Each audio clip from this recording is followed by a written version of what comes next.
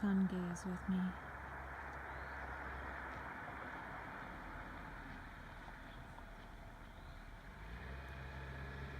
The last rays ablaze.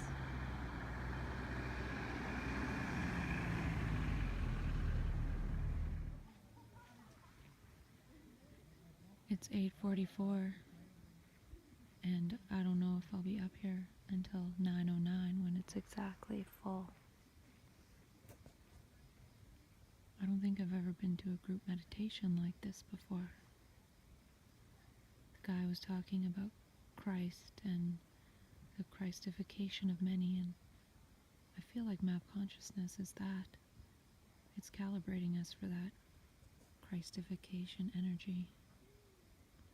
And it's interesting how so many people who go into that state often at some point connect with the feeling of being Christ. And I think it's an advantage to have that calibration happen, because if all of a sudden a mass amount of that energy does come in and there is a Christification of many, the people who have already tasted it are going to understand it more. Blah, blah, blah. And he also talked about receiving a higher spiritual imprint, which to me sounds like the blueprint of map consciousness. I feel like there could be a school of philosophy of map consciousness, of people who actually experientially touch these realities that are pointed to with so many different wisdom traditions.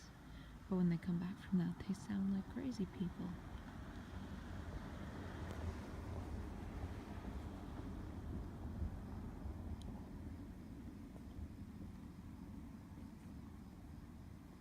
If that state that they're pointing to was just like the state we're in now, it wouldn't be anything different, so it wouldn't be that which they're pointing to. When we're in that state, we're actually pointing to it, but it just appears kind of wonky.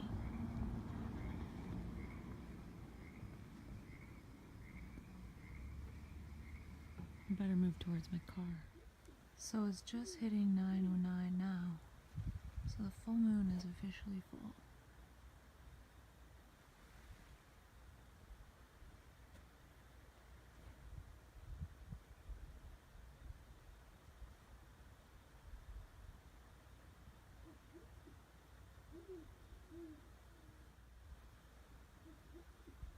It's still 9:09.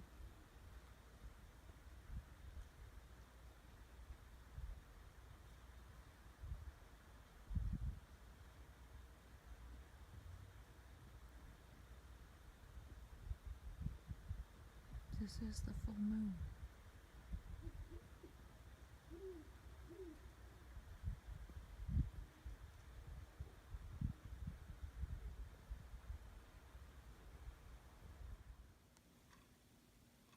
So I'm ready to go to ECPR in LA. I have an hour and a half drive at least, but I'm leaving extra time just in case. Let's see if the traffic is as bad as it's said to be. And I have my breakfast ready. I'm not going to drink any fluids because I don't want to have to pee. If I would have been doing better, I would have booked a hostel and stayed for a couple of nights, but since I'm not feeling the greatest, I'm only going for one night. I'm laying here in my weirdest hotel room ever, in a kind of creepy area of LA. And I did the first day of ECPR today, and I feel really good about the training information, even though it might not seem like it because I'm really tired. I woke up super early to drive to LA, which took about 2.5 hours, and then was in training all day, and now I'm at my weird hotel room. This is what it looks like.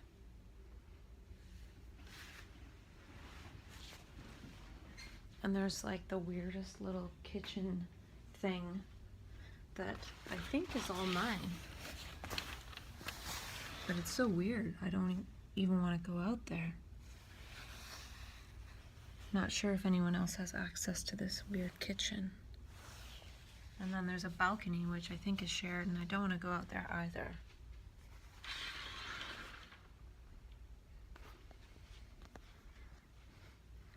And I am supposed to go for dinner with the trainers, which I really want to do. It's a great opportunity to get to know them, find out more about what they're doing. Look, it's my toes. And I'm going for dinner with the facilitators, so I feel like I need to study up a little bit. Get my mind in the right orientation.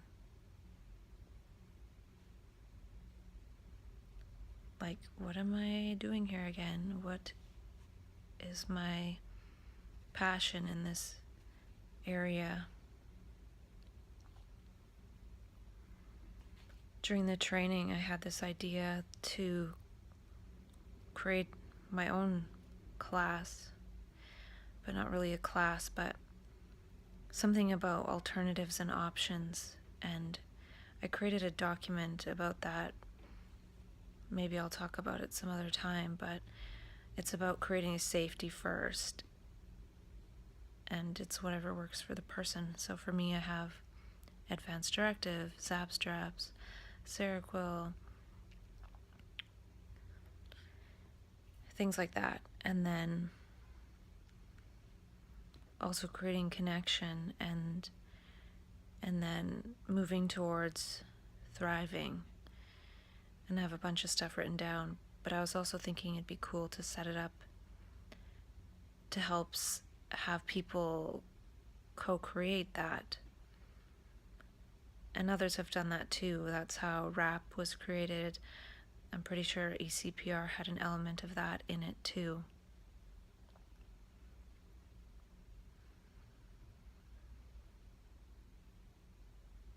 And I don't know what the difference with what I'm envisioning is, but I think it's a little bit of having a person understand that they're really purposefully going to attempt to thrive. Attempt thriving instead of just getting by. And it's great to have emotional CPR in the times of distress, and it's great to have RAP plans. I remember talking about creating a WHAM plan, which is more about thriving. I don't really know what I'm talking about because I'm tired, and I think I do need to create some kind of social enterprise, with me being the first social enterprise person in the social enterprise. And they talked about learning through participation.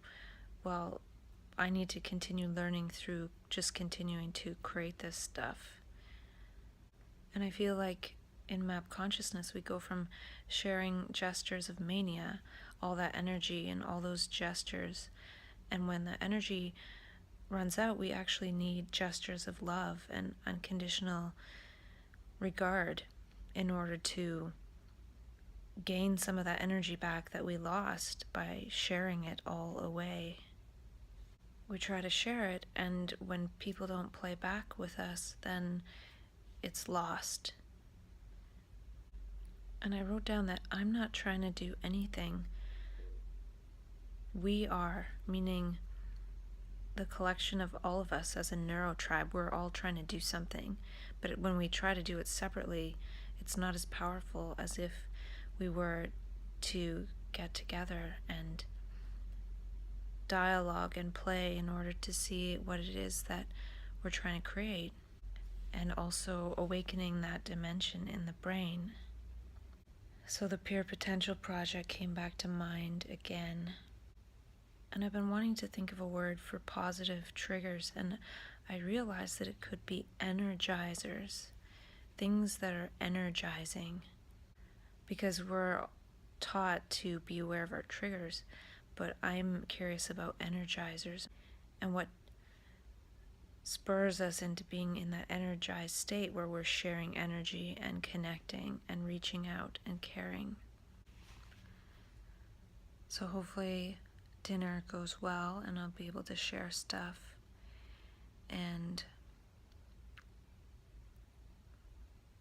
who knows what will happen. I'm here with Dr. Daniel Fisher, who talked about psychosis as a monologue, and it's really cool to be heading in this direction.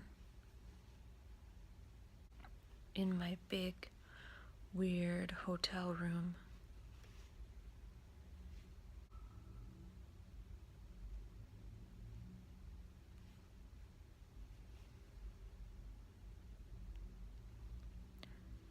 This little light of mine, I'm gonna let it shine.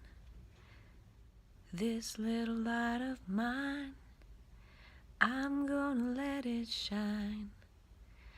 This little light of mine, I'm gonna let it shine. Let it shine, let it shine, let it shine. That song popped in my head, so I figured I would just sing it. Songs pop in my head sometimes, like they do for all of us. But often there's nothing going on in my head, and then a faint song comes in. I have the sense that as this dialogue goes on and I'm more embodied and actually creating something alongside with this process of self-dialogue, hopefully I'll smile more. Before I started working in peer support 2 years ago, I worked at a medical office, and I was always smiling and laughing and joking around and being loving and caring, and I really was thriving. And then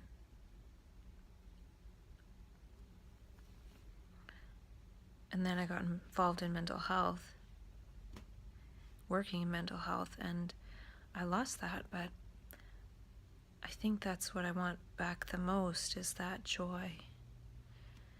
And being able to laugh at myself again. So much of the self-dialogue I feel will come across as very serious. But if I was embodying my mania, I wouldn't be serious at all. And I also feel that before I can share any of that context that I created, I kind of have to live it. Otherwise, it's just a bunch of words. So I need to move towards embodying my mania and be firmly rooted in that before sharing this process of self-dialogue as something beneficial to help one embody one's mania. I did the harvest phase for sure, and now practice. Part of practice is taking this class in LA, just going for it, and I have the car for another number of days after I go back to where I'm staying, and I'm probably going to drive to Vegas. Now that's definitely something a manic would do. Drive to Vegas for one night to see Celine Dion. So that's definitely concrete action embodied. It's not just abstractions. So those would be things that show this embodying the mania. And I feel like as a person who goes into altered states, I don't really have a bucket list, because my life is not really entirely my own. I don't always have a say over what happens to me. And I don't know how much longer I get to live, or how much longer I get to live the way I want to. So I feel like a bucket list almost implies you have this whole bucket of things you want to do. But I guess it's because it's the things you want to do before you kick the bucket. And I don't know where that saying came from, kick the bucket. But I feel like it could be something around a tempting, thriving list. That doesn't have a good ring to it, though. Could be called like a crazy days list, something you would do if you're crazy, but also something you would do before you go crazy again, because you don't know if you'll get a chance to, so you better do it now. It's almost the opposite of a bucket list, where one day we'll get to it. It's like we have to do it now, and that's something we feel in mania too, is we have to do it right now. But can we still have that feeling yet not be manic? The point of all this too is embodying one's mania and thriving as one would when in the state of mania without the state of mania, which I've talked about before. It's important to practice these thriving gestures when we're not actually thriving, when we're sort of even, not just spending the even time waiting for the next crisis to happen, or doing the things we would do if we're waiting for the next crisis time to happen, and not really taking advantage of those times where we're even and we actually can do stuff. Because a lot of what rap talks about is wellness tools to make you feel better when you're not feeling good. All the sections except for one are based on when you're not doing well, and there's 7 sections, and one is about maintaining daily, and then if you're not doing well and you're doing worse and you're doing worse, well, what about when you're not just maintaining, but when you're in this space where you can put some energy towards thriving? We don't even talk about thriving in this genre of living as a labeled person, and I think it's time for that to change. And I can't remember if I shared, I created this loved experience project to have people come in and have fun experiences who've been labeled and just have a chance to come in and have fun, like improv and stand-up comedy and practice of play and a voice coach to connect to one's voice. It's so important, because we lose our voice, we lose our communication.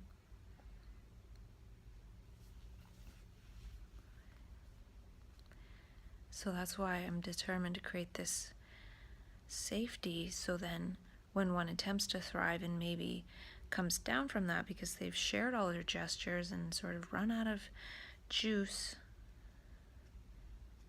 it could almost be a juice list, or maybe just an energy list. Things that one will do with one's energy when one has some energy, what one wants to put one's energy into, and it's probably something that is going to give one energy. I feel this is kind of mapping new territory to purposefully be manic without being manic. And I don't think manic or mania is a bad word. I actually really like those words. They're just energy. People use them for different things. Like super sales will be called mania, like priceomania or something. So it's usually positive connotations. And even manic, I like to say man, I see, man and the letter I and the letter C, meaning man, I as in eyes, and see, seeing, or see the speed of light. So there's a lot of good stuff in there.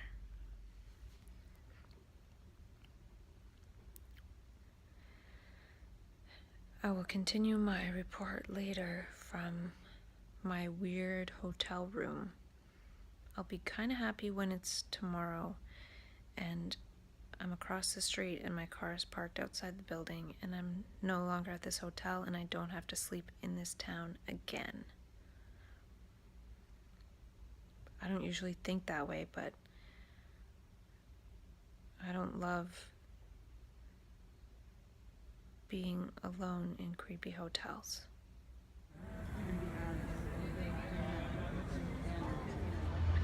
So I made it through the night at my creepy hotel. I went for dinner with Dr. Fisher and Maria and had a good chat. And then I got back to the hotel and I talked to my friend on the phone for a while. And then we got on to some cool stuff about ideas after talking about some of our challenges, which is cool.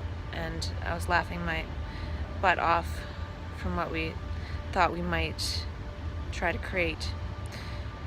So I'm here with my coffee, waiting for day 2 of ECPR. I don't have to go back to the hotel because I'll be driving back to my spot tonight. And I got a tip to try Benadryl for sleep. So I will pick some of that up and try that for tapering off the Seroquel. Well, basically just not taking the Seroquel anymore. I've only been taking half. So I reached my goal. I got myself to ECPR, and who knows what's next. There's a statue over there. I think that could be the inspiration for Avatar. There's like hair going into the ground. Pretty sure that's where they got the inspiration. And I got this little Dave's buttermilk bar from my hotel continental breakfast. So I'm gonna see what that's all about.